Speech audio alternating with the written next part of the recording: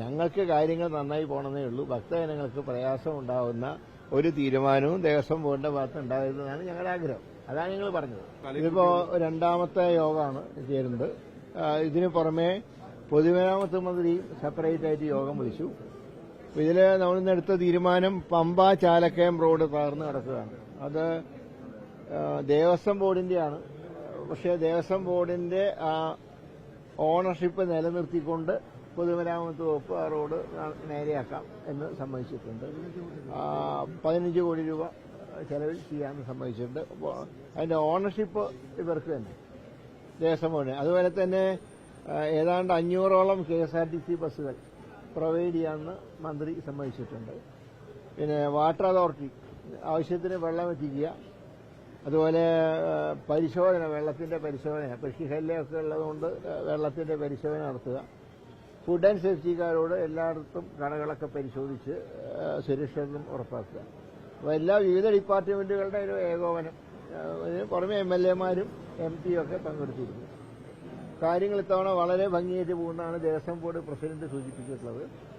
അതുപോലെ തന്നെ വരുന്ന ഈ തീർത്ഥാടന സ്ഥലവുമായി ബന്ധപ്പെട്ട എല്ലാ ആശുപത്രികളിലും ഡോക്ടർമാരെ പ്രൊവൈഡ് ചെയ്യാന്ന് പറഞ്ഞിട്ടുണ്ട്. സ്റ്റാഫിനെ, അതുപോലെ മെഡിസിൻ, കാരുണ്യയുടെ മെഡിസിൻ അവിടെ 2 ഔട്ട്ലെറ്റിലായിട്ട് കൊടുക്കാം, 2 ആശുപത്രികളിലായിട്ട് കൊടുക്കാൻ പറഞ്ഞിട്ടുണ്ട്. ഇതൊക്കെയാണ് മൊത്തത്തിലുള്ള ഇത്തവണ. ഇത് മാത്രമല്ല, ഓണം കഴിഞ്ഞാൽ ഉടൻ മുഖ്യമന്ത്രി തന്നെ പമ്പയിൽ യോഗം വിളിക്കും. ടെൻഡർ നടപടികൾ വൈകുന്നതിലെന്തെങ്കിലും അങ്ങനെ ഇല്ല, അതിന്റെ എല്ലാം കാരണം സുതാര്യമാക്കാൻ വേണ്ടിയാണ് വൈകിയതെന്നാണ് ദേവസ്വം ബോർഡ് അവിടെ റിപ്പോർട്ട് ചെയ്തത്. ഏതായാലും അക്കാര്യത്തിൽ ദേവസ്വം ബോർഡ് ഉറപ്പ് നൽകിയിട്ടുണ്ട്. ഒന്നിനും ഡിലേ ഉണ്ടാവില്ല. അല്ല, അതൊക്കെ പിന്നെ നോക്കേണ്ട കാര്യങ്ങളാണ്. അത് വിശദമായിട്ട് മുഖ്യമന്ത്രിയുടെ ചർച്ചയിലുണ്ടാവും. മറ്റെല്ലാ കാര്യങ്ങളും ഇന്ന് തീരുമാനമായിരിക്കും. ഇല്ല, ഇത്തവണ അതിലൊക്കെ സുരക്ഷിതത്വത്തിന്റെ അഴിമതി ഇല്ലാത്തൊരു സംവിധാനം ഉണ്ടാക്കുന്നതാണ് ദേവസ്വം ബോർഡ് നൽകിയിട്ടുള്ള ഉറപ്പ്.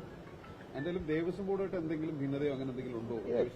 ഞങ്ങൾക്ക് കാര്യങ്ങൾ നന്നായി പോകണമെന്നേ ഉള്ളൂ. ഭക്തജനങ്ങൾക്ക് പ്രയാസം ഉണ്ടാകുന്ന ഒരു തീരുമാനവും ദേവസ്വം ബോർഡിന്റെ ഭാഗത്ത് ഉണ്ടായിരുന്നതാണ് ഞങ്ങളുടെ ആഗ്രഹം. അതാണ് ഞങ്ങൾ പറഞ്ഞത്.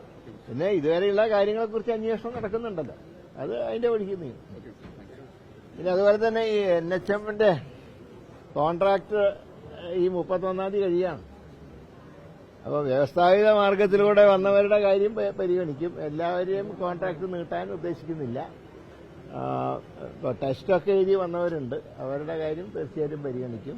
മറ്റുള്ളവരുടെ എല്ലാവരെയും കോൺട്രാക്ട് പുതുക്കാൻ സാധ്യമല്ല. പിൻവാതിലൂടെ വന്നവരെ ഉൾക്കൊള്ളിക്കില്ല. അതെ, അവരുടെ കോൺട്രാക്ട് നീട്ടില്ല, പിരിച്ചുകൊണ്ട ആവശ്യമില്ല. കോൺട്രാക്റ്റാണ്.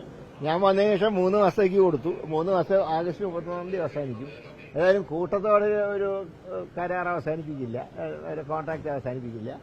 എന്നാൽ വ്യവസ്ഥാപിത മാർഗത്തിൽ അല്ലാതെ വന്നവരുടെ കോൺട്രാക്ട് അവസാനിപ്പിക്കും. അർഹതയുള്ളവരെ നിലനിർത്തും.